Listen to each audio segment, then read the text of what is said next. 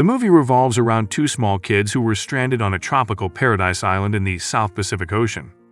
Without any of the guidance or constrictions of community, however, physical and emotional transitions happened as they hit puberty, go stick-thin splashing in the sea and find love. Hello guys, welcome to the Secret Story Recount. Today I explain an interesting movie, The Blue Lagoon, which released on 1980. Watch out and enjoy. The movie begins with two cousins, 7-year-old Emeline Lestrange and 9-year-old Richard and ship chef Patty Button, who are stranded on a beautiful island located in the South Pacific at the end of the Victorian era. Patty looks after the kids and strictly prohibits them from going on to the other island's other side, where he discovered an altar covered in human blood from a ritual sacrifice. He also advises them not to touch or eat the poisonous crimson berries. After a wild drunk relapse, Patty dies and the kids reconstruct their house in another area of the woods. They got skinny swimming in the sea when they were teenagers. Emeline feels embarrassed about her romantic attraction toward Richard and fails to tell him about her strange emotions. She is terrified of her first menstruation and reluctant to let Richard examine her about what he believes is an injury. Richard finally acknowledges his feelings for Emeline. She visits the island's prohibited part and discovers the altar. As she associates the blood with Jesus' death, she believes that perhaps this altar is the god, and she pleaded with Richard to accompany her toward the forbidden end for prayer.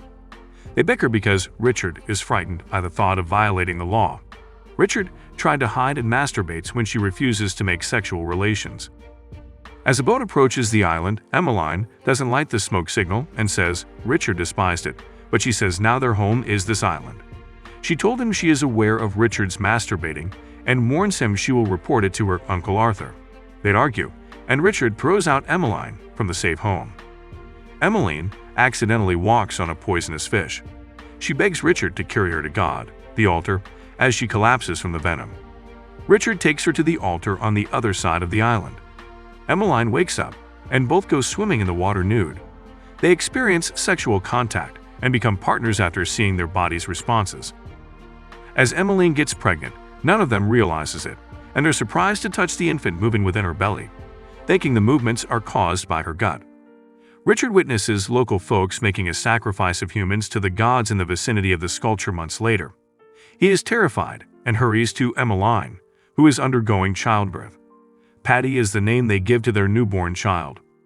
A cruiser headed by Richard's dad, Arthur, reaches the island and spots the small family enjoying themselves on the beach.